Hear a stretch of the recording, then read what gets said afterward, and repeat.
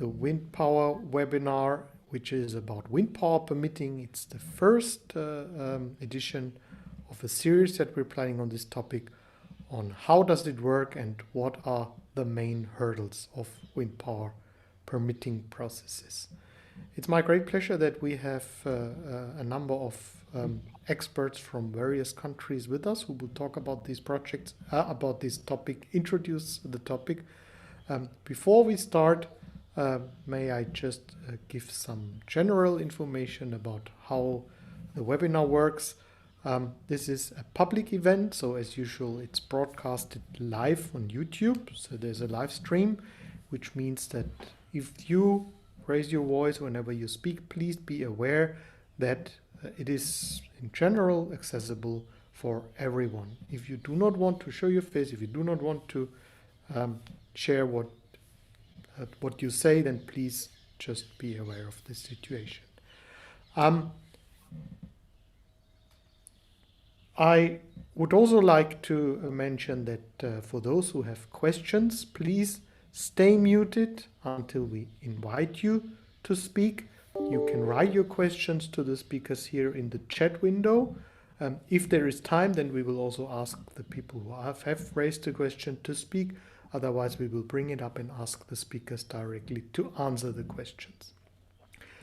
Let me say at the beginning already a thank you to everyone who is supporting us, who is joining the webinar, to all our speakers, in particular also to Profig Ventus, the partner of this webinar series. We're very happy to have you all on board. For those of you who are enjoying the webinars, you know we're offering them for free. We're always happy to have new members who are supporting our work, make it possible, and there is also a range of sponsorship options. With this, I have the pleasure to welcome and hand over to the President of World Wind Energy Association, Peter Ray. Peter, the floor is yours. Well, thank you very much, Stefan, and a welcome to everybody who, both our speakers and those who've joined us to hear the speakers. It's an occasion when we will be having a series of webinars which will look at wind power permitting, the rules and regulations in relation to wind power around the world. And we've got 5 speakers with us on this occasion: Israel, Italy, Ukraine, Germany, and a general discussion. It is an occasion when I believe that this World Wind Energy Association can fulfill its role as a world body in bringing to people who are interested and involved in the wind energy world some idea of what is happening across borders, some idea of what can be used to reduce the ways in which we can reduce the amount of conflict, the hurdles that are created for people who try to develop their wind energy across the borders, across different countries, across different parts of different countries. It's something which we will all know a lot more about when we've heard these speakers, and then as we go through on the series, some more detail about how it can be worked and how it can be overcome. So with that brief introduction, let me again welcome the speakers and those attending to this wind power permitting. How does it work and what are the main hurdles? Thank you very much for participating. I look forward to hearing what you have to say, and the speakers will no doubt create some interest, which will lead to some questions, and it'll be interesting to see what questions are raised. Thank you very much. And that's over to you, Stefan. Thank you very much, Peter. Yeah, greetings to Australia. And now I have the great pleasure to invite our first speaker for our first presentation, Mr. Gadi Hareli, who is living in Israel. He's the CEO of the Israel Wind Energy Association, but he is also personally a company working with renewable energy, with wind power for many, many years. Gadi and you will give us a general introduction into the topic. Gadi, it's my great pleasure to welcome you and hand over to you. Thank you very much, Stefan. Let me just share my screen, if you don't mind. Okay, so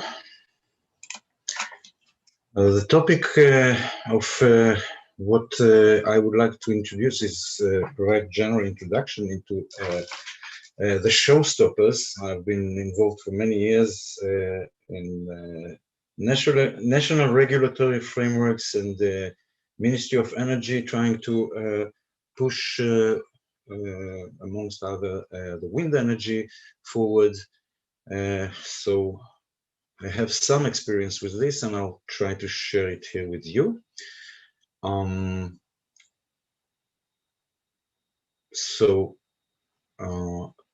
Just can you confirm that you see the screen? Yes, if you just go to presentation mode, then we just see your slide. Okay.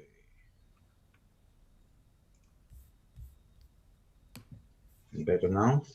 Yes. Good. Perfect. Okay, so the process of getting the permits, building wind farms, involves basic things, starting with land leasing, going through the wind campaign, collecting the data, many not so simple stages, and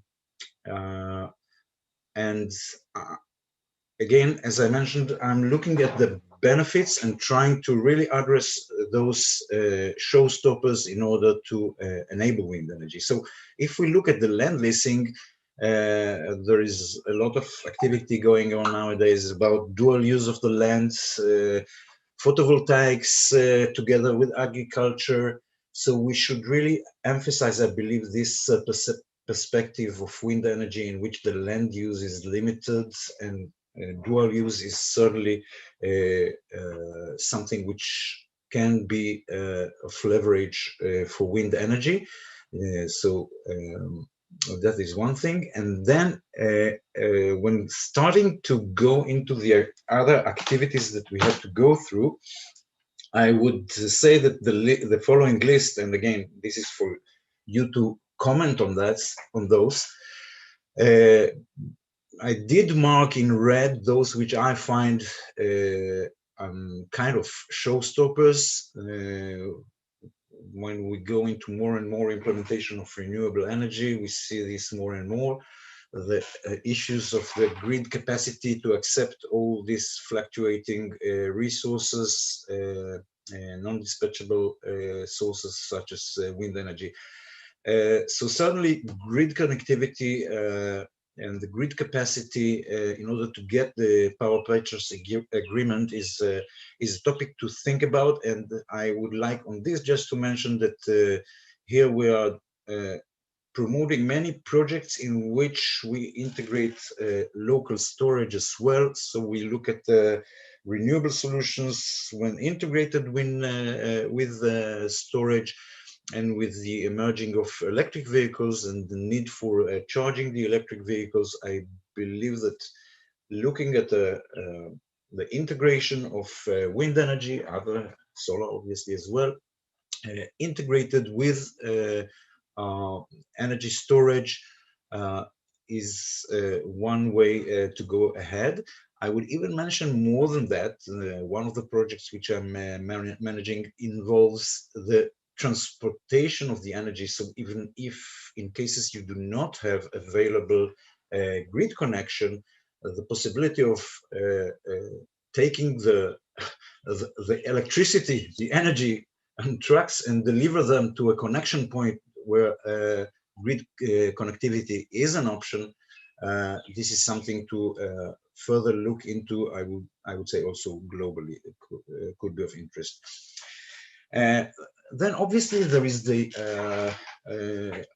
public acceptance issue. And I would say that it relates to one another going into the environmental and social impact assessments.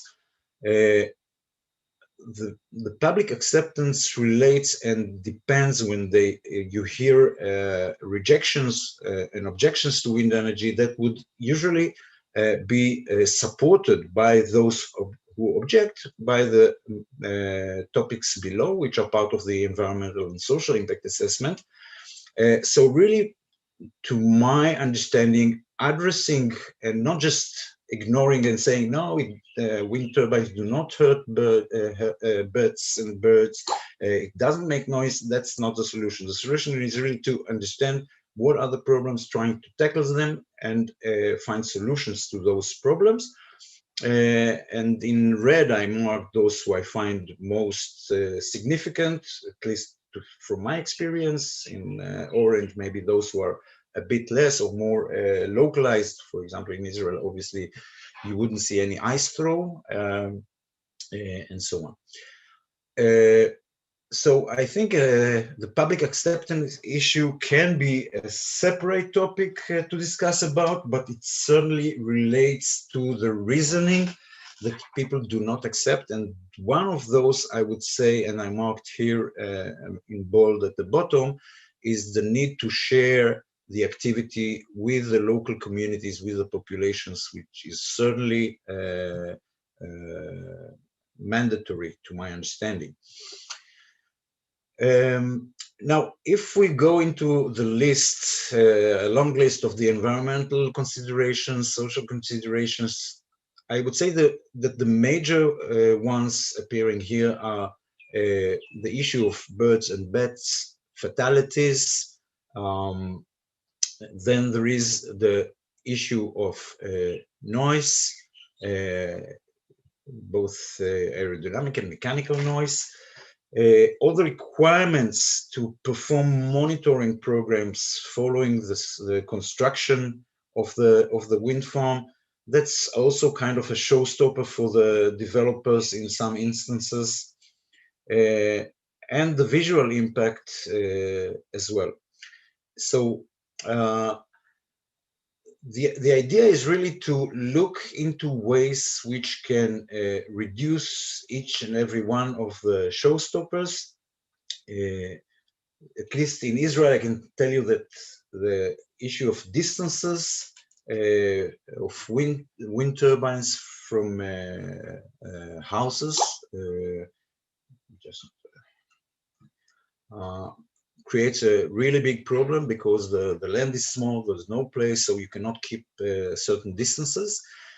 And when the regulators look at all these obstacles and try to conclude them into a specific zoning requirement, saying like, okay, so wind turbines should not be less than 500 meters away from dwellings, from houses, or not more than 1,000 meters in other locations, and in other locations not less than 3,000 meters, then the local population would say, and I have met this many times, the statement that once it's not substantialized and based on the reasoning, the population feeling is that, okay, the government is compromising on our on behalf of our health, on behalf of the environment, because they want the energy. So we should probably actually go more, be more distant than 3,000 meters. So there is a conflict here, which is many times not based on the real facts and the real needs. And once we change this methodology of stating zoning distance from the regulation point of view, and we start to break the reasons to the different reasoning for those that create the bottom line of the required zoning, we can actually start looking into methods, means, technologies that could potentially reduce these limitations. So this is what I'm trying to do here, and communicate this to you as well. So if we can develop technologies which would reduce the risk to birds and bats, then all the requirement of not being in Natura 2000 locations, not all these limitations, the many wind farms which are simply disqualified, turbines which cannot be put, shutdown and curtailment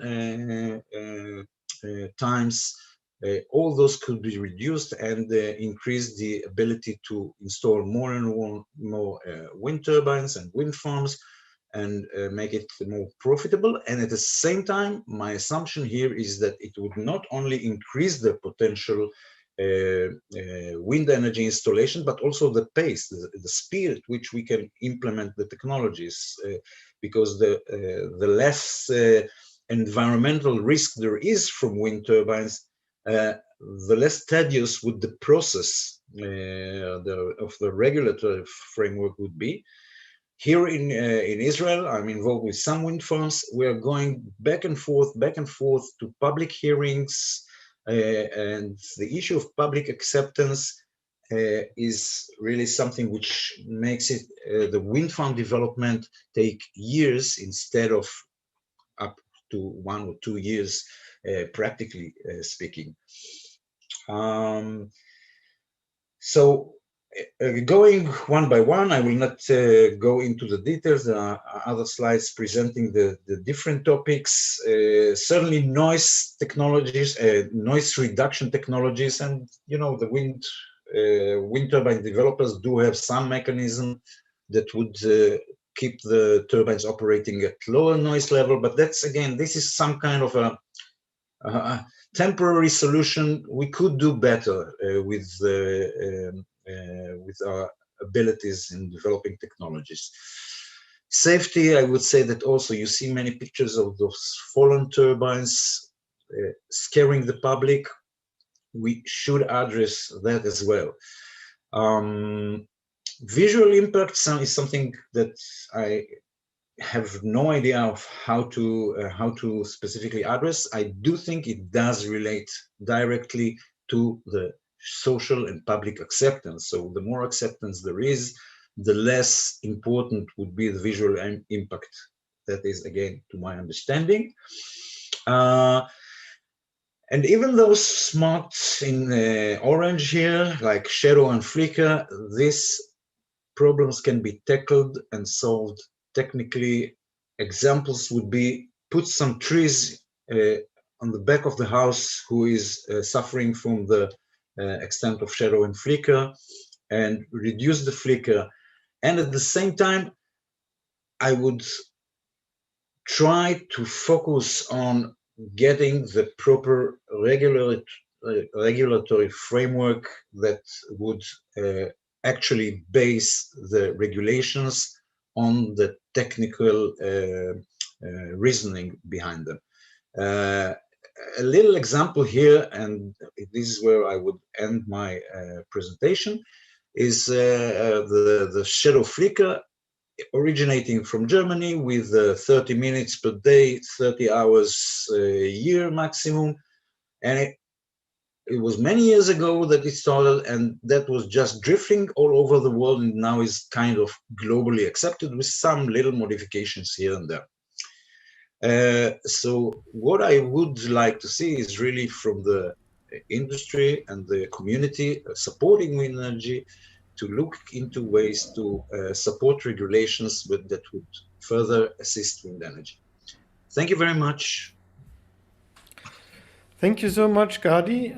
That was, I think, a very good introduction of how complex the field of permitting processes is, how many aspects need to be considered.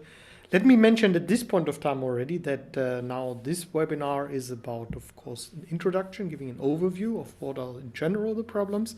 We are planning to have in the future webinars which focus in particular on, for example, impact of wind turbines on human health, on birds and bats, on other aspects. So we go into detail later, but now I think we need first to get a general idea of what the situation is. And now I have the pleasure to invite our next speaker from Italy, Davide Astiaso Garcia, who is the secretary of the Italian Wind Energy Association, ANEF. Italy is a country which has a lot of practical experience with wind power.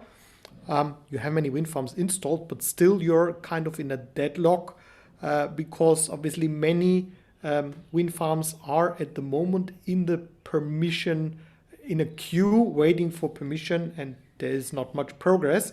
So we're looking forward to hearing from you the experience from an Italian perspective and what you see as the main challenges and barriers. Davide. Yes, Stefan, thank you very much for inviting me. Yes, it's exactly as you said. In Italy, we are now living a challenging situation because we have to achieve some very important targets, but we have some criticalities that are locking down our new installation actually in the last years. So I'll try to briefly in around 10 minutes to present the framework of our situation here, and maybe I have to. Okay. Okay, I think.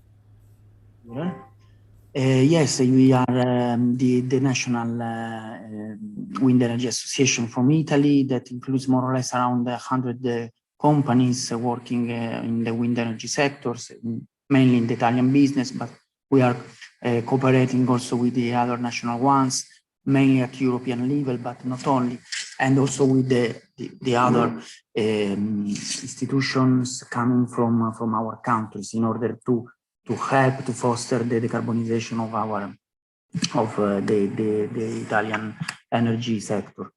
So this picture, I think, is quite clear to have an overall framework about what happened in Italy in the last decades and what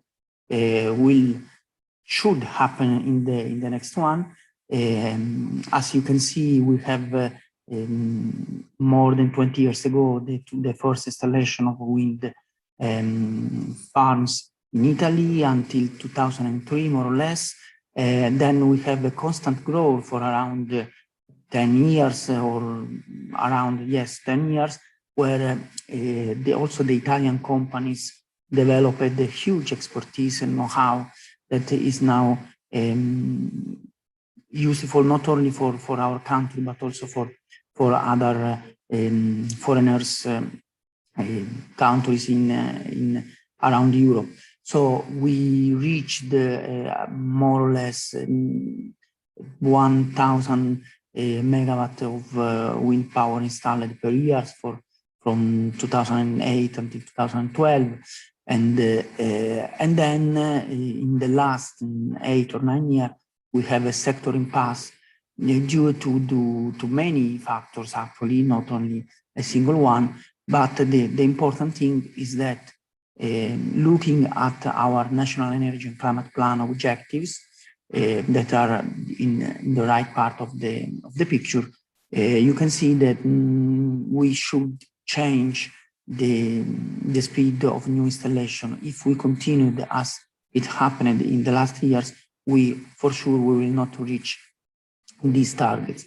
Of course, we have now also the recovery fund that most probably these objectives will be increased in terms of electrification of consumption, but also in terms of new installations coming from wind and also from photovoltaic. So at least we should reach these targets. So we need to change something to achieve these goals coming from the Italian government according with the European Parliament. So the current situation is we have around 10-11 gigawatt of wind power already installed that correspond mainly to a production of 19 terawatt hours per year. Of course, this contribution is helping to halt the climate crisis in terms of avoided CO2 emissions and barrels of petrol And of course, the benefits are also in terms of direct and indirect employees. We have around 16,000 persons currently employed. The targets I presented in my previous slides are more or less to double the onshore wind power installed, reaching at least 20 gigawatts for a production of around 41 terawatt-hour per year. And also the number of employees, which increased significantly, reaching, according with an estimation that ANEV analyzed in the last years, we can reach almost 67,000 units. So, and we also have to underline that most of these employees will be in the central and southern part of Italy. That is the region which a huge problem of employees in our country. So the benefits will be double. Additionally, we have now in the National Energy and Climate Plan, we have around, we have 900 megawatts of wind power coming from offshore wind, but we have seen that according with the project that are under development right now, we could reach easily more than 5 gigawatt of wind power coming from our seas. We have a very important and huge new projects in Sardinia and Sicily, but also in the Adriatic Sea, mainly using the floating platform that are opening new perspectives for the Mediterranean seas due to the bathymetry project we had with the bottom fixed ones. So let's come to the authorizations scenario. That is one of the key problems we have now, one of the key barriers. That is a non-economic barriers, of course, because in terms of economic cost, we do not have many problems. We reach almost the grid parity. So the difference is not so much, but the problem is really related with the authorization procedures that actually, as you can see in this graph, we had a very strong decrease in the number of megawatt authorized in the last decades, starting from the 2005 gigawatt authorized in the 3 years from 2012 until 2004. We reached the half of them in the next 3 years from 2015 to 2017. And then in the last 3 years, 2018, 2020, we had only 500 megawatt, more or less, of wind farms authorized. We reached only 100 megawatts in 2020. And of course, this 100 megawatt that has been authorized in 2020 came from authorization procedures started mainly in 2014, in 2015, more than 5 years ago. Because so we had a 76% of decrease, and most of these problems are related with problems of superintendencies, as we will see in the next slides. Despite this, we have seen that the wind farms got the number of the auction we had in the last years. We covered 1/3 of the multi-technology auction. We covered more than 1/3. We had the multi-technology auctions with the photovoltaic. According with the targets, photovoltaic should cover 2/3 and wind 1/3. But we have seen that the wind covered more than expected. So this is a good starting point, but without changing the trend that you can see in this graph, we cannot keep and ensure these numbers for the next years. And of course, we do not only have to keep these numbers, but we have to almost double this number in terms of installations per year. So let's see the main cause of the slowdown. Of course, the first one is the slow issuance of authorization. It's not possible that we need around or more than 5 years for getting an authorization. So we need to speed up this process, also for having a positive or a negative answer, of course, but we cannot proceed in this way. We have excessive subjectivities in the environmental impact assessment procedures, also from region to another region, inconsistency between regional plans and national regulation and national targets. We have constant denials from the superintendencies. As example, as you can see, we had 0% of authorization on over 9 gigawatt of requests submitted from in the last 4 years, from 2017 to now. So no one of them has been authorized.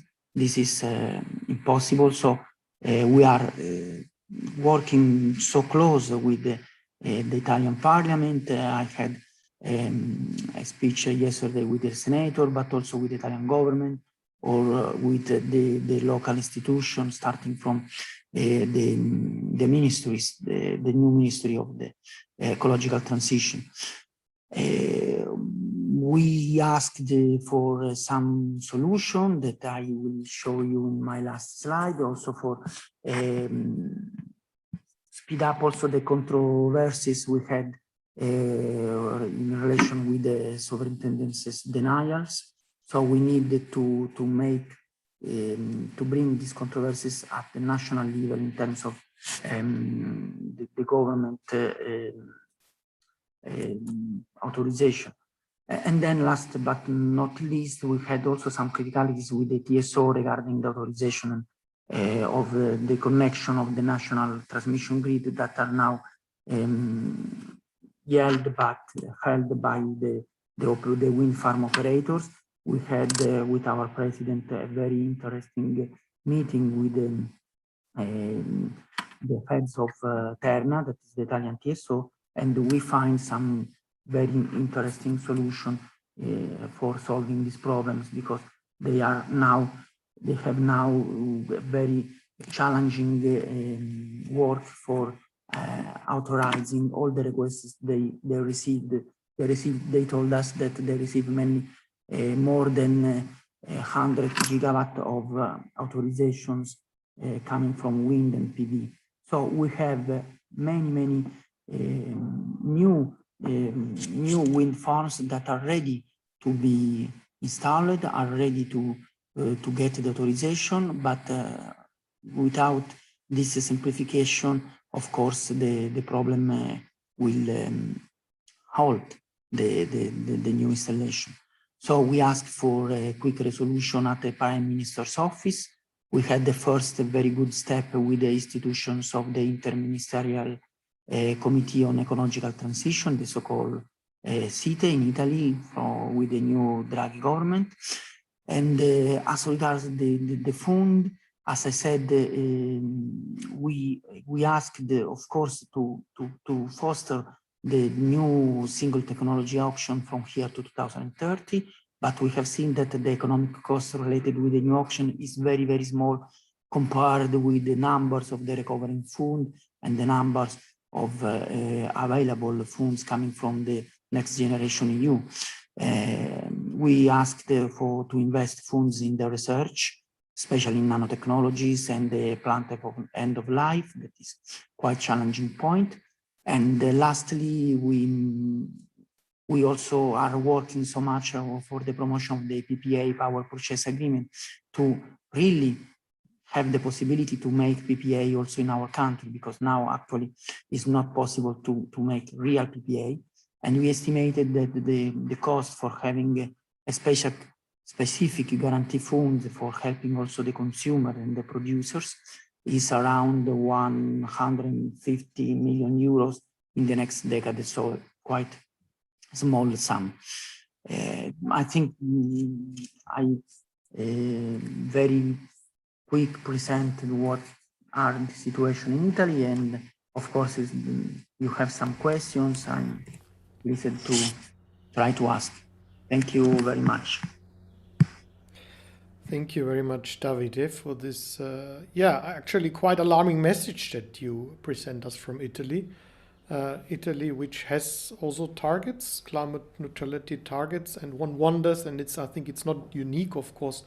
Maybe it's worse in Italy than in some other countries, but I think we have this challenge in general in many countries, that there are more and more problems with the permission processes. So one wonders how governments want to achieve their climate neutrality targets if no more wind farms are allowed anymore. Could you just briefly explain, do other technologies also face problems at all? Solar PV or bioenergy, or probably there's also some small hydro potential. Just briefly refer to that, or is it really specific only for wind energy in Italy? We have the two big problems for the two main technologies, because the target in Italy will be reached by two technologies from here at 2030, wind and PV. Yes, we are also investing in the new ones, but their contribution will be smaller in terms of electric renewables, of course. Wind has this big problem with the superintendencies, with the Ministry of Cultural Heritage. That, as I said, is denying the authorization. And photovoltaic, from their side, they have problems with the agricultural areas. They are trying to find some solution, because now, without the installation also in agricultural areas, we have seen that it's not possible to reach the targets, considering only the installation in the buildings, in the coverage. So we have two technologies and two big problems for both of them. I think photovoltaic is solving maybe quicker than us, but let's see what happens.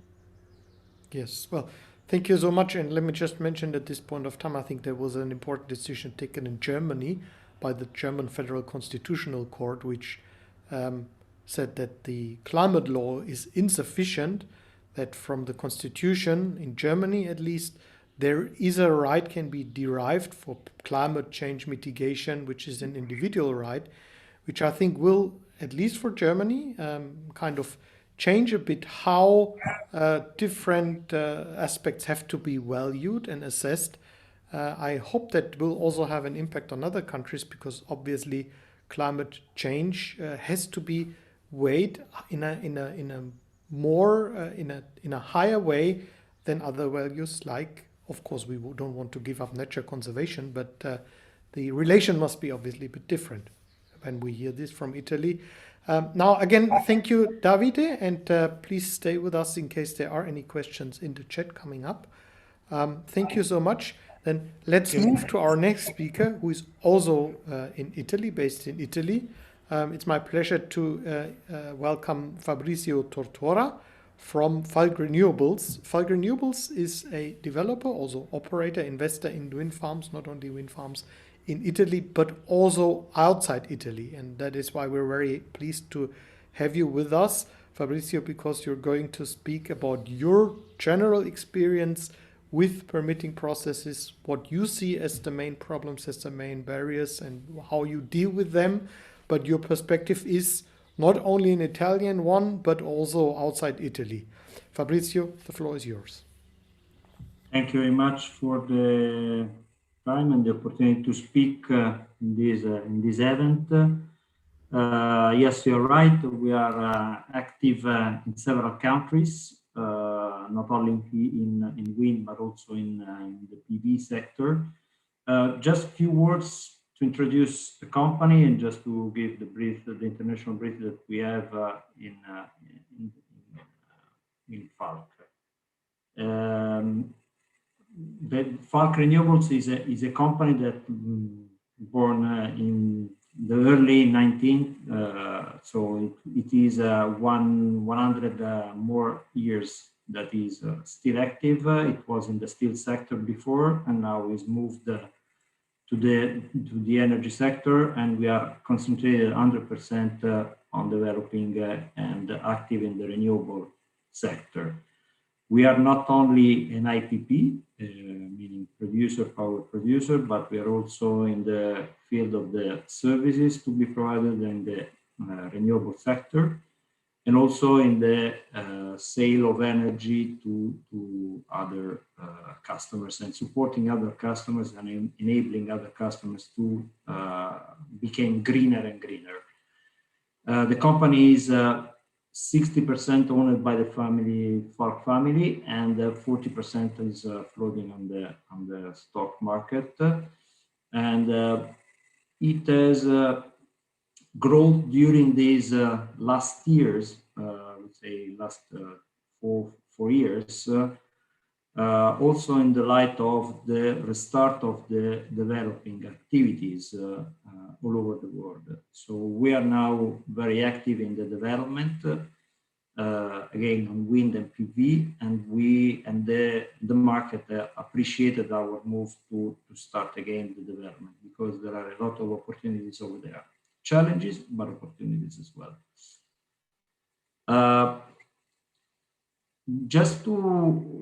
What is the differentiating factor from our perspective, from other, let's say, IPPs or developers, is that we consider that sustainability is at the core, and this sustainability charter is one of our main drivers in all the activities that we perform in the renewable sector, meaning either in development and during the operation of the asset. So we need to be close to the communities where we act, and we need to be a sort of enablers of the local efforts and values that can be brought from our presence in the area.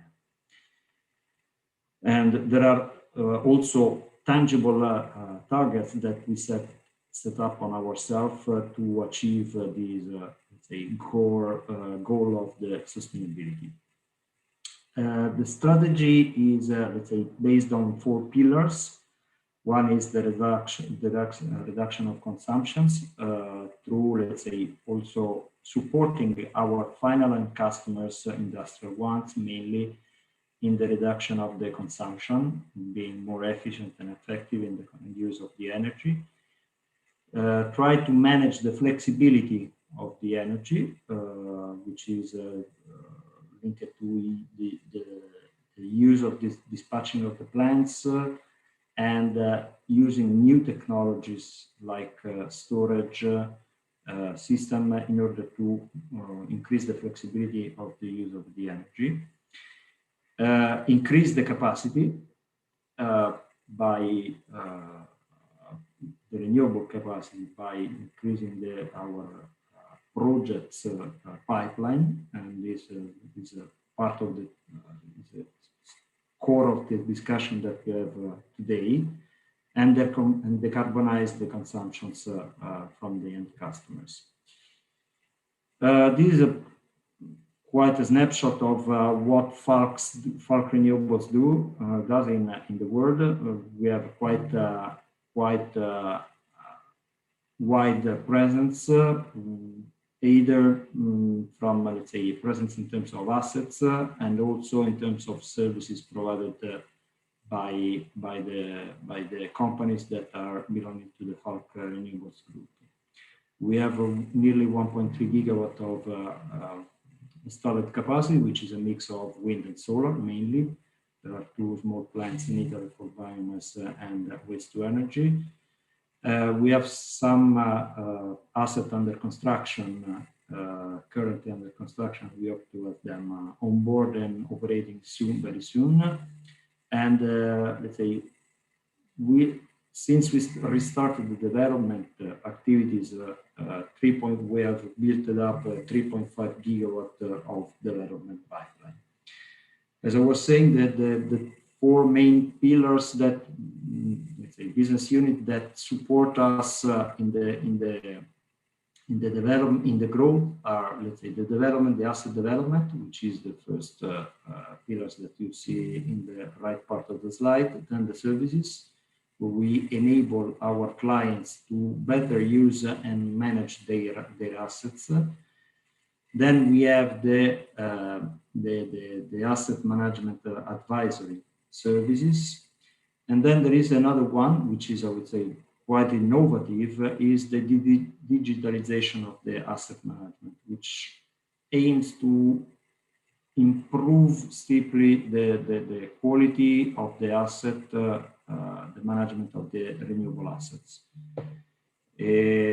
On this regard, I would say that the pipeline is quite spread all over the world, I would say, including the US. In Europe, we have quite a wide presence, historical one and new one, where we have open market recently, such as Netherlands and Finland, but we hope to have very soon asset in operation. This is a more detailed snapshot of our presence in terms of asset development.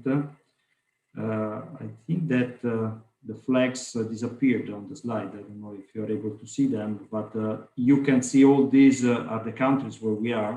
This is the last one is Finland. It's the only flag that is over there. But I think that is important to see how we act in the different countries in relation to the different market, the different presence from our perspective, and how we see the market in the short and the long run. The important thing is that I want to highlight now is that let's say making the business development and asset development needs to have a vertical integrated company that includes not only the development itself, so meaning that getting the permits and the connection rights and the land rights for building up the asset, but also understanding how these assets will be managed after the COD, so the commercial operation. So this is an important thing that we consider in our during the development activities. On top of this, of course, as I mentioned at the beginning, sustainability is at the core. So not only in terms of the quality of the asset itself, in terms of technical quality of the asset, but also in terms of the presence and quality in terms of the presence in the land, in the areas where we act. Now it appears the flags. So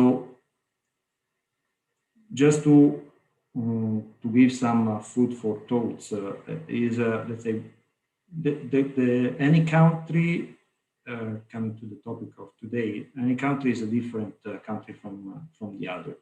The main challenges are almost over there, but let's say the differences between the countries are making different the challenges that we face in each of them. So in some cases that might be some restriction on grids.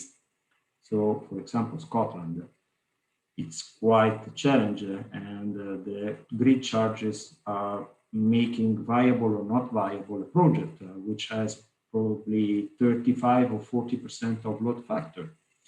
Or in some other cases, like in Italy, for example, landscape is an issue in certain areas. Or in France, for example, landscape is a great issue. In terms of resource, let's say the selection of the areas where we act is made mainly on the availability of the resource, because let's say making PV plants in Finland, it's quite challenging nowadays. I don't know what will happen in the future, but so far it's quite challenging to make any PV plant in the Finland, while wind can be developed for sure in Scotland, where there is a lot of resource, and also in other countries where specifically in certain areas, like in Italy, in the certain central south, and in Spain, for example, in the northwest, there is more wind. The other point that I would like to mention now is that the wind resource has a value, and given this is a value and this is a scarce resource, we need to value it in the best way as we can, meaning implementing the best technologies that we might be facing now, but also foreseeing in the future. So this needs professional doing this. It's not just, I started working in the renewable sector in 2000 or some months before. And I saw a lot of projects that were just dots on a map, thinking that putting some dots on a map was enough to develop a good site. In this case, it's not. Now is not this is the case. And we need to develop more in a more professional way, considering the resource, considering the area where we act, and the acceptability of the project locally. And this comes to the third point, that is the local engagement. Before, at the very beginning of the renewables, let's say, the idea is that we come to the local areas, we bring some turbines, we install some turbines or PV projects as well. And this was enough because we were giving some additional money locally for the local municipalities or country, and some work for the people, the local companies. Now is quite different, and we need to be very local in doing this work, and we need to engage early with the local communities. Otherwise, it is impossible. In France, this is something that is key. And before you start engaging with, for example, landowners, you have to consult with the major and see if this is acceptable to him and to the council and to the municipality. If you do the reverse, you will be considered as somebody who is trying to get some lands, but probably you will not go anywhere because the local opposition will start immediately. In Netherlands, it's even more not challenging. It's even more developed the topic, because, for example, you have to deal with local energy cooperatives that are built by local people, and normally, when you have to develop a site, wind site or PV site, whatever it is, you have to engage with them and make a 50% stake to give the 50% of the project, the local cooperative, because it is a value that you leave to the local people and share with the local people. So this is the framework where we act. In Scotland, there is something that is coming from a long time, and it's quite developed. There are a lot of works that we and or other players in Scotland have done, and this is something that needs to be also implemented in the south of Europe, where this kind of local engagement and share of the value is less developed. But we can take example from there and implement also in the south of Europe. The fourth point is, let's say, is important because, let's say, it is a value having the local communities on board, not for sharing the value, for having them on board and understanding that they are part of a bigger picture of decarbonizing the energy production in Europe. And this is the only way that probably, not always it's applicable, but probably the NIMBY issues might be overcome and be solved by engaging with the local communities. I would like to make some very quick example of what we do and how we share the value of the project and the presence of with local people. So community benefit scheme, cooperative schemes are implemented, and in some cases co-ownership of the plants. That might be either, let's say, physical, meaning that the local communities co-invested with us in the equity of the projects, or in some other cases by a virtual shared ownership of the plant. We are implementing in several countries lending crowdfunding activities to allow people to gather some value, also economical value, not only physical value, but of the projects that are implemented in the areas, giving, let's say, an advantage in terms of interest to the people who is close by the plant. And of course, the other point which is important and is, let's say, key is are two mainly. One is the supply chain. In some cases, we signed with some big players, meaning big OEM turbine producers, some clause that oblige them to use local content in terms of supply chain for local labor or support in the activities. And secondly, we normally try to implement sort of training activities locally to allow people to understand how to enter in the job world, in the renewable job world, because by having them skilled and specialized, they will be able to be used also in the plant close by their houses. This is the community lending crowdfunding where we would like to implement very soon in Italy. We are implementing now in Italy, and where we aim to allow the people to be part of the plant. So not only seeing the plant from far away, but also being over there and looking at them and thinking that this is creating value also for them. And from that point of view, I would say I would end up my presentation for the time being. Yeah, thank you very much, Fabrizio. That was an excellent presentation. Thanks a lot in particular for introducing the importance of local engagement. And I think let's come back a bit later to that, how there is maybe a relation between problems in the permitting processes and the social acceptance. I think that's one of the big questions that we really have to deal with. And certainly what we're planning to do is to do a separate webinar on this in the future, because we also see that there is a strong impact from that. But let me ask you one question, because you've mentioned, of course, many, like Gadi already introduced them, many criteria, many aspects which can just be measured. Like when we talk about noise, you can make a measurement or you make a calculation. How that is impacting. Of course, people may still not agree because some feel bothered by less noise than others.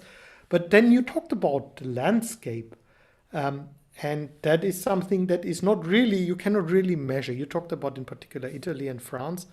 How are you dealing with such a criteria when you start planning a project? That's not really predictable, or how is your approach to this?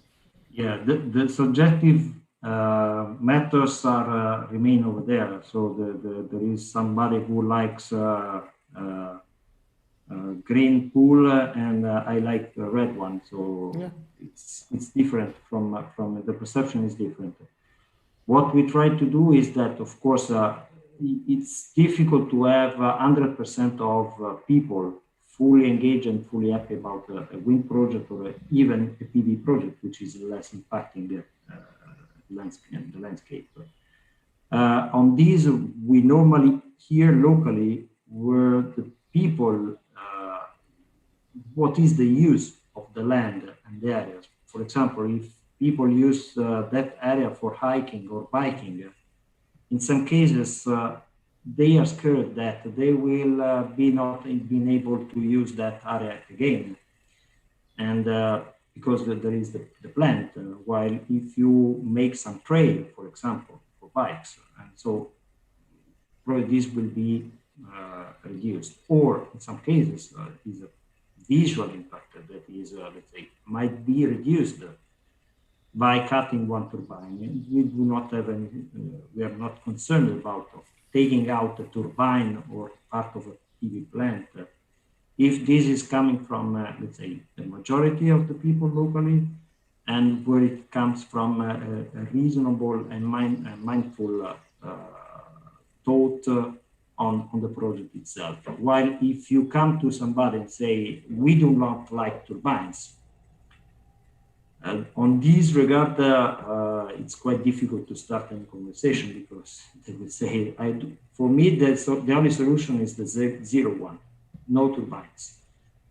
In that regards, you can do very little over there. You can do something if you start engaging with people and try to get gain some momentum around the project.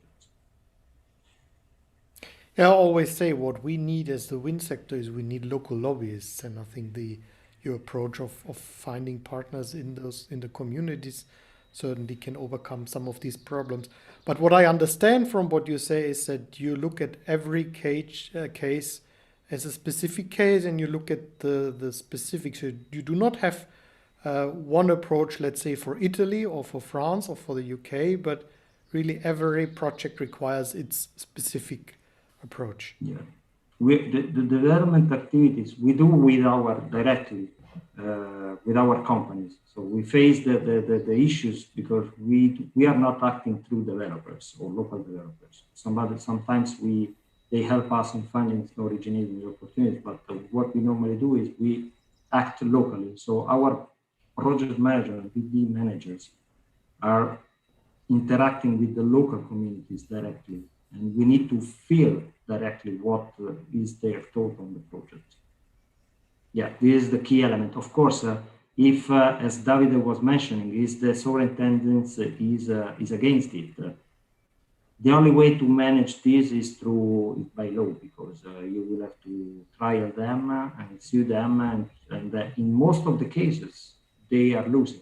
And this is a fact. But it's easier for them to say no rather to say yes, and then be forced to say yes by losing the trial in the tribunal. Is the only effect.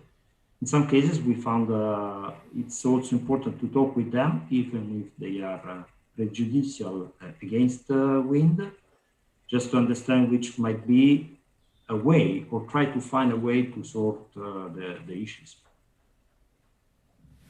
Yeah, thank you very much. And I think this is certainly not the end of the discussion, but we will continue this here later, also have the discussion here, but also in future events. And let me just also welcome Alessandro Costa. I've just seen your colleague here from Falk Renewables, because Alessandro and we know each other from the Community Energy Working Group at IRENA, which I think leads us also into what you've just highlighted as an important approach. Yeah, thank you very much for the time being. And I would now go to our next speaker, and it's my pleasure to welcome Galina Schmidt from the Ukrainian Wind Energy Association. Ukraine, of course, a country in special conditions, because Ukraine is about to acquire the European environmental and other standards, sustainability standards, and the Ukrainian wind sector is facing some challenges in this regard. Galina, it's my great pleasure to have you here with us. You've been working with the Ukrainian Wind Energy Association now for many years, and it's my pleasure to welcome you. Hand over to you. Mm-hmm. Thank you, Stefan. Let me share my screen.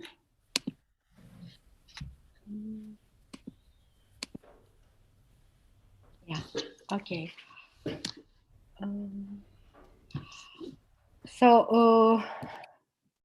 Dear colleagues, I'm very pleased to be here, and I would like to thank the organizers of this webinar with a very important topic related to permitting process. and giving me the opportunity to talk about the challenges in adopting European Union environmental standards in Ukraine. Before I start my presentation, just a few words about Ukrainian wind market. As of May 2021, total installed capacity reached 1,452 megawatt. So far, 646 wind turbines have been installed and operating in the country with average nameplate capacity of 3.5 megawatt. The following wind turbine manufacturers are presented in the market: Vestas, General Electric, WTU, Nordex, and only just 2% others. The map that you can see on this slide, operating wind farm. As you see, the majority of wind turbines so far have been installed in the coastal areas of the country with rich wind resources and at the same time of high sensitivity for biodiversity. Therefore, obtaining a positive conclusion on an environmental impact assessment is a key prerequisite for building permit.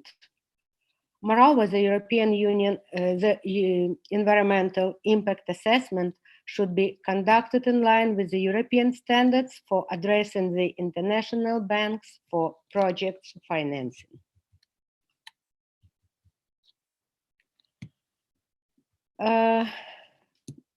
Before signing the association agreement between Ukraine and the European Union, there was quite a large gap between the Ukrainian and European standards for conducting environmental impact assessment. The signing of the association agreement had two stages. The political part was signed in March and later in June, the economical part of the association agreement was signed. And later on September the same year, Parliament of Ukraine and the European Parliament ratified the association agreement simultaneously.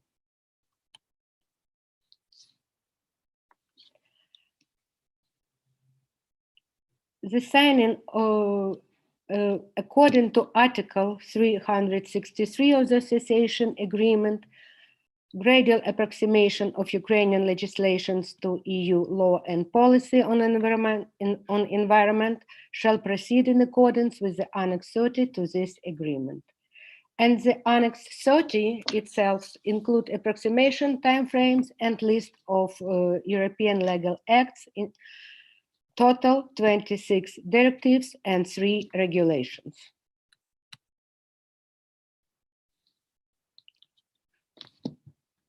There have been several challenges in implementing European environmental and climate change law arising from the fact that Ukraine is not a member state of the EU and from the legal nature of the EU law itself. This slide summarizes the main challenges in implementing European regulations, but I would just mention only a few of them. The association agreement does not foresee a mechanism for implementation of the most recent versions of the legal acts or involvement of Ukraine to the discussion of issues appearing on the European Union agenda. In such situation, Ukraine is doomed to catch up with the European Union legislation. Some directives provide for establishment of special bodies to assist and support implementations by the European Union member states.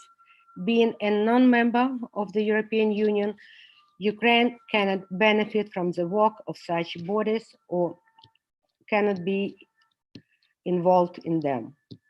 Implementation of some European Union legal acts required significant financing, and in particular, it's true for Birds Directive and Habitats Directive. For example, Habitats Directive has a direct provision for co-financing by the European Union of the measures to designate Natura 2000 sites. Currently, Ukraine has no access to this financing and couldn't benefit directly from them.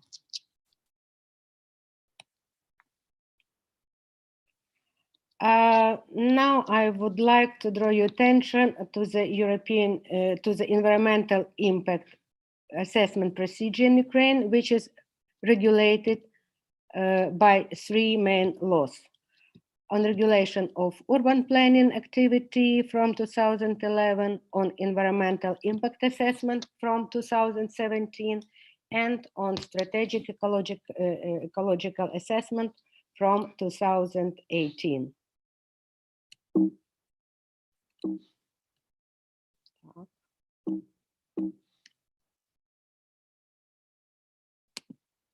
Sorry, some technical problems. It does not work. I think yeah.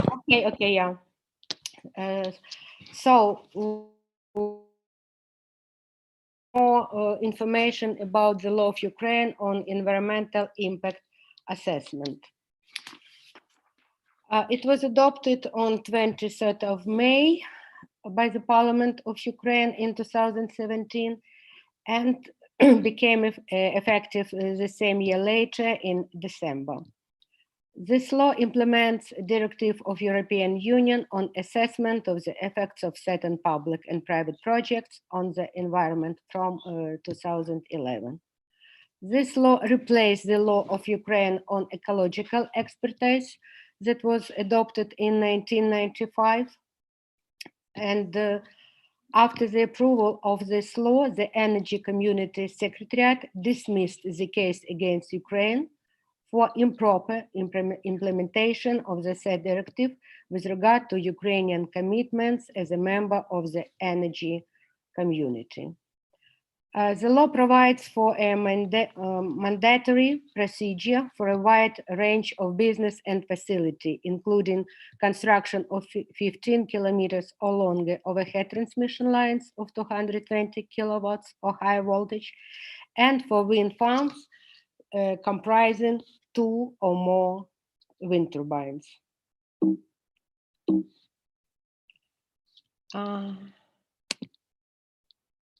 Sorry.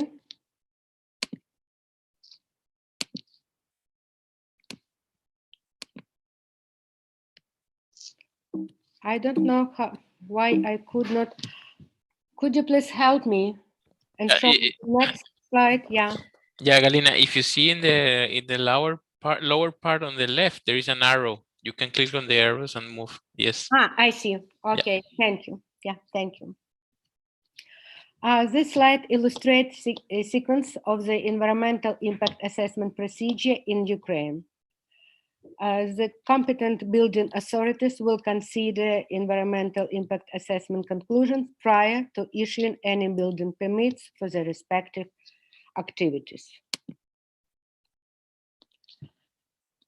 As I have already mentioned, majority of the current operating wind farms in Ukraine are located in the areas of high sensitivity for biodiversity. Therefore, before start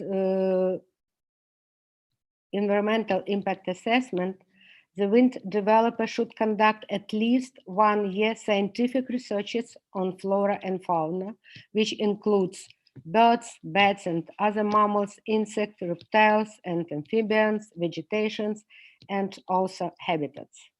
These researches continue during the construction period as well, and at least 2 years after the wind farm has been put into operation.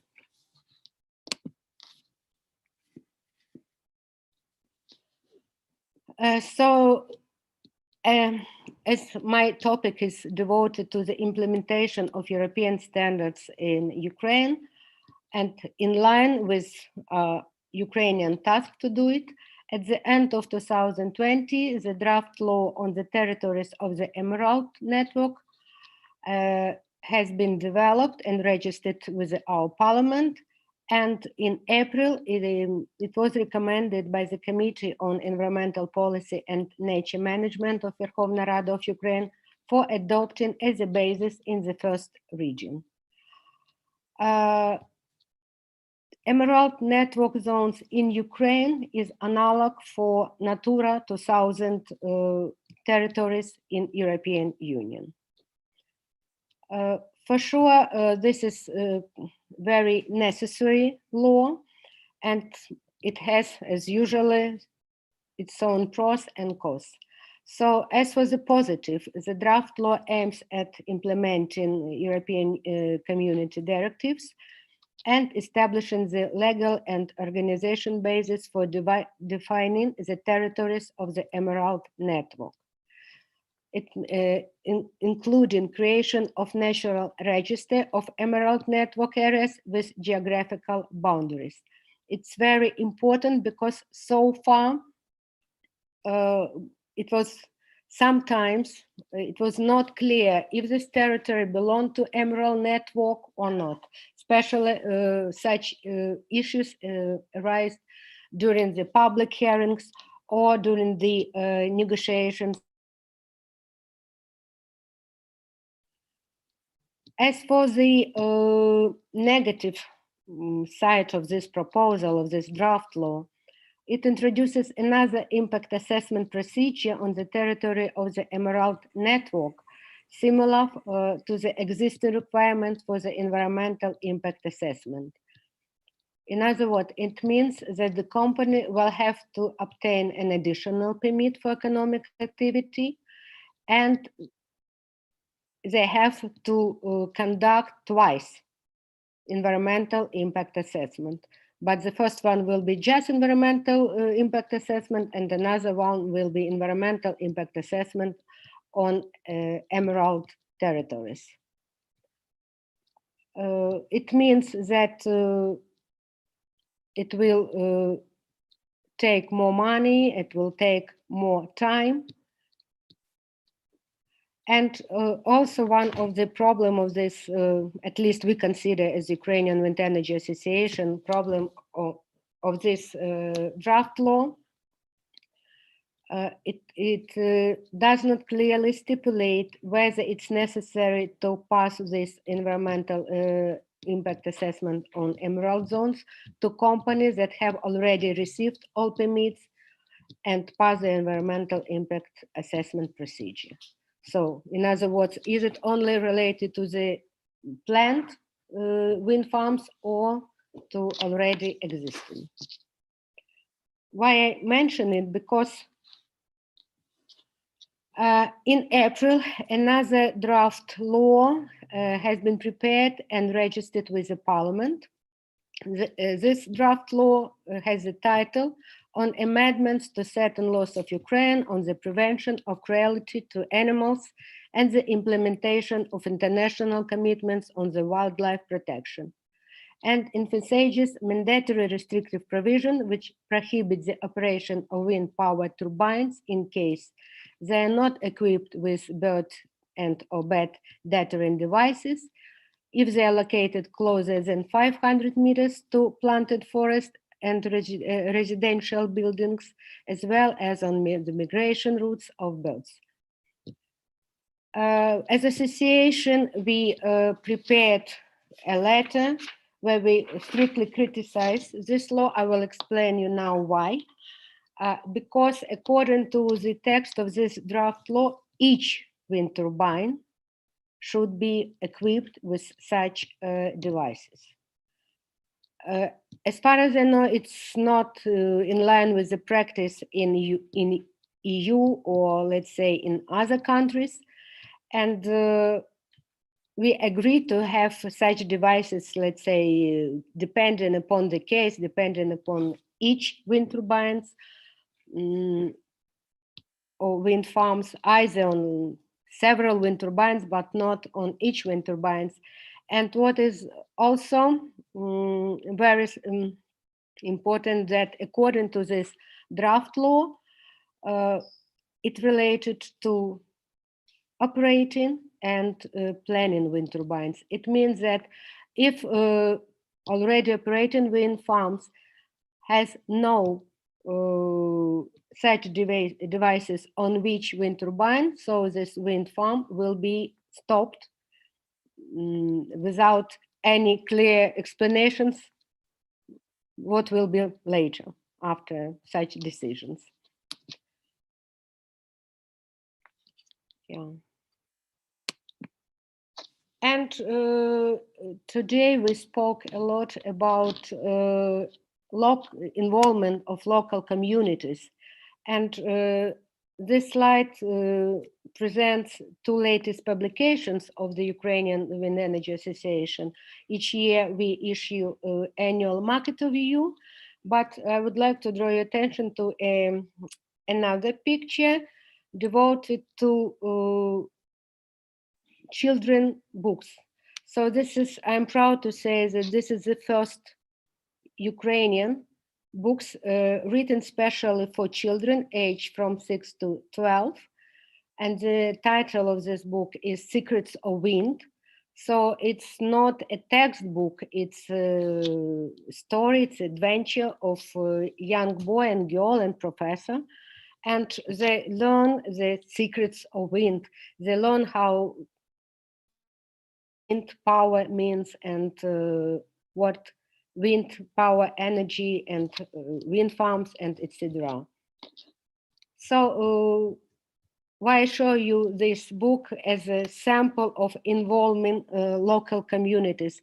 I mean that if our children know about the wind energy, its prospects, its advantages, so for sure when they are grown up, they will easier accept development of wind turbine, and they will be environmentally oriented and environmentally minded people.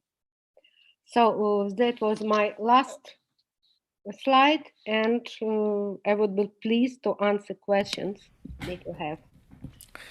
Thank you very much, Galina. That was a very good presentation of your situation, which is somehow a little bit special because you're kind of moving from one legal system and then acquiring the European legislation. Now, we heard some of the challenges that you're facing, and that sounds actually quite challenging indeed, that you do not even know whether the existing wind farms will have to apply those who are already there will have to apply those European standards. But what is the general impression now? Can you say, do you expect that there will be, that all will lead to a, let's call it again, a lockdown like what we see in Italy?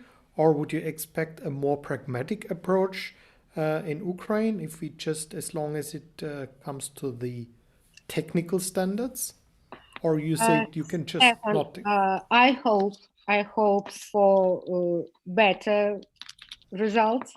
I mean, you know, today my presentation was devoted mainly to environmental issues. Mm-hmm. And you know, we also have some financial problems in the market. And unfortunately, so far, it was the main barrier for further development. And comparing to record 2019, the 2020 could be called the year of stagnation for our market. But as association, we are in close cooperation with different environmental organizations, with our environmental committee at the Verkhovna Rada. And I hope for better solutions. Yeah. And you know, we also have our, let's say, plans, our goals, for example, to have 25% of renewables till 2035. And we also developed the CO2 neutral strategy for Ukraine. And Ukraine is also, let's say, interested and developing let's call it Ukrainian Green Deal. So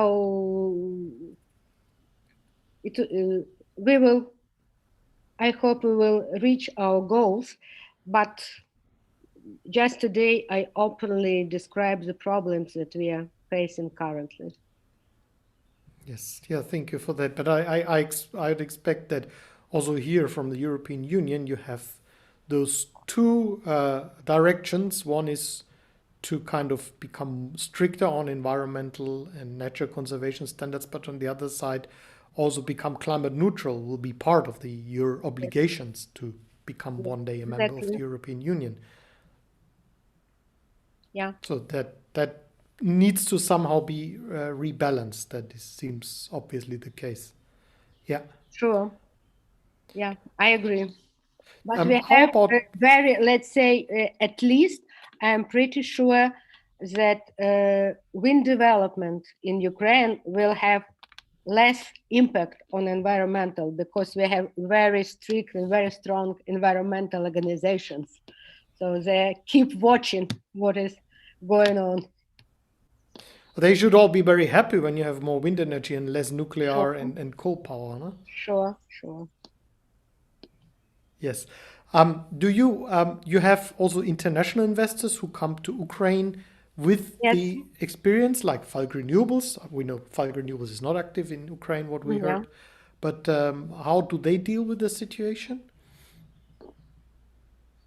Can they give advice on how these things can be kind of transposition in Ukrainian law? With regard to environmental issues, so again, I would repeat that me personally, I consider that we should improve our environmental standards. Not for sure to have each wind turbine equipped with devices. As for the financial problems, it's another story. Yeah, we are aware of that, and obviously we need to discuss this also separately, that there's problems with the payments for the wind farms, and unless this is solved, I think nobody will worry about it. Was the mediation process at the Energy Community Center for negotiation and dispute initiated by 2 associations, including our association, and in June we signed a memorandum of understanding between the government of Ukraine and the investors in renewables. So unfortunately, this memorandum sometimes, let's say, sometimes the government does not fully implement their obligations according to the memorandum, but we are working on it. Well, good luck with that anyway. Well, thank you very much, Galina. Now, before we go to the final round, I would just like to mention that the webinar, because there's some question has reached me, is broadcasted live on YouTube. Here's the link. It's now live, but it will be there also in the next days and weeks and months. So if you want to watch one of the presentations again, you can go to that link here. And now, unfortunately, the last speaker that we'd invited from Germany, he couldn't make it. But what we wanted to talk about is the social dimension of permission processes. We have already heard from Falk Renewables, from Fabrizio, that Falk Renewables tries to address these matters, and obviously with the expectation that that will make it easier to get a smoother permission process. And that's what I would like now to discuss with all our speakers, make a round of, and I would like to ask all of you to switch on your cameras now. Galina, if you stay with us, and yes, sure. Davide as well. Gadi, you're already here. Also Fabrizio. Then let us just have a small final round about this aspect. And I ask first, Gadi, on the one hand, you presented us that complex of all the aspects which are important. And what we heard, for example, from Fabrizio, but I can tell you also from my personal experience that I have in where I'm living, what we hear from some parts of the world is that some of these challenges that we see, of course, are easier to be solved on the local level if the local people are maybe not only accepting, but sometimes even pushing because they want to have a wind farm. How would you rate the social dimension and that kind of perception on the local level when you look at the overall picture of what needs to be addressed in a permission and planning process? Gadi. And you also have some concrete experience, I know, in Israel, because you have also locally owned wind farm? Yes, at the end of the day and the bottom line, I would say that social acceptance is the most significant perspective. And by just addressing the social perspective, it will be an impossible mission, I assume. And that's why my perception is that we need to break down into separate pieces the reasoning for that objection. Because today, if you go with a wind farm and the whole population is against it, and we can see it locally in the wind farms, and once you have multiple locations like this resistance goes up to the government. At the end of the day, the government wants to be re-elected, and they want to comply to the wishes of the population. So at the end of the day, you get reduced level of support for such activity. And for example, in Israel, if you look at papers which are currently due, you see that the assumption is that in Israel, although there is abundance of wind, it is considered as a towards renewable would be using solar. There's an understanding that it just wouldn't pass the complex of social aspect. So yeah, so at bottom line, I would say that this is the most significant one, but it's structured of small pieces that ensemble the objection. Yeah, thanks a lot, Gadi. And I'm sure we here agree that wind, of course, has to play a role. And of course, the more we go to the north, the more obvious it becomes when we speak about northern regions of Europe. There is no sun in winter. That we need wind, but I think wind we need everywhere. That is very clear. Davide, are you still with us? Can't see you yet here. You talked about the Italian situation with these 9,000 megawatt of wind farms, which are somehow stuck in the permitting processes. Davide, are you with us?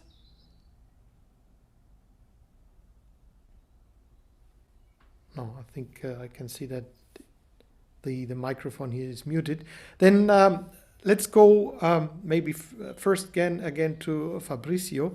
So you actually brought this topic up in terms of even not only involving the communities, but also making them shareholders. That is what you have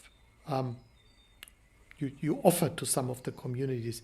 Is it that you sometimes even that people sometimes come to you and they tell you, we would like to have a wind farm and please come and become a partner of us? How is that situation in general for you as a company now with the different I would say that this is not a general and common approach. This is more heavily related to the local people and the local experience. I would say that in some countries this is more advanced in terms of mind. So, for example, if you go in Netherlands or if you go in Scotland, there is a more organized approach by people. So you find over there cooperatives that are already acting on behalf of the real and local communities. And so this is it's easier to be managed because at the time you find a sort of soil where you can see the good seeds. While if you go in the south of Europe, it is more complicated, and the local people is more scattered and separated each other. So it's more difficult to organize. This is the real challenge in certain areas. So we are trying to have a more homogeneous approach towards this specific topic on the participation of the people, the local participation also in the plants, meaning also in terms of equity participation. But this cannot be implemented as is flat everywhere, because matter also of the local approach to this and the financial topics, because in Netherlands, as I said, there is local cooperatives that are already organized on this regard. In Scotland, again, they are quite fine. France, they are a bit in the middle, but more close to the Southern Europe approach. But let's say these need to be also studied by us and implemented in the best way as it possible with compatibility with the local understanding of these topics. How about Italy? I mean, Italy, we all know there are also differences within Italy, because as we heard from Davide, that there are these big challenges.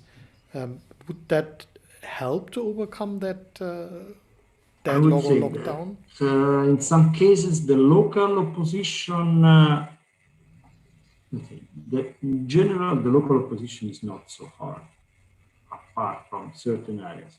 You have some municipalities that they declared by themselves, how to say, anti-wind by definition, like we got in the past for the nuclear plants. We are anti-nuclear, and there were now that we have some municipalities that are anti-wind. This, let's say, prejudicial approach, which might be discussed, but apart from these specific cases that are not so much, few, also in the areas where there are not great support, if you go locally with people that are very close to the plant, probably they are not so concerned about that. It's a new way of living the land and the area. So there is no great opposition locally. What is the issue is that the real issue is that populism is quite spreading everywhere. So the politicians which are taking the decision are very, let's say, scared about that. If one person is screaming for one turbine, they are scared about that. A lot of people start screaming. And they say, okay, let's better to say no, because nobody will scream for that. Because there will be only a company that will scream and say, oh my God, I cannot build my wind farm. But it's not on the local communities, the real issue of the permitting in Italy. Is more at not municipal, but I would say provincial or even at regional level. Even because in Italy there is a very specific issue where the energy topic and matter is shared among central government and regional government. So, for example, the national plan defined by Italy and presented to Brussels is binding for the whole Italian nation, but is not binding for each regional authority. So the national plan might say 1,000 gigawatts of wind energy, but then each region may say not here, or here just 1 megawatt. Then what will happen? The 1,000 gigawatt will never appear. So this is the real point. And also, and internally in the government, you see the landscape issue, which is the biggest one, is managed by the Central Ministry of Landscape. And they say, okay, you decided for that, the Minister of Development. We are not involved in that, so we can take our decision, regardless what you decided and presented to Brussels. So they always come against with us. So we see indeed there's a multi-level approach necessary at the end of the day. Yeah. Yes, I think that's an important outcome of this session here as well. Kalina, as the last one again, Ukraine, you have these challenges that we heard, but the social aspects, do they already play a role? How to involve the local people who are living at the wind farm? Do they play an active role so far in the permission processes? Yes, Stefan, for sure.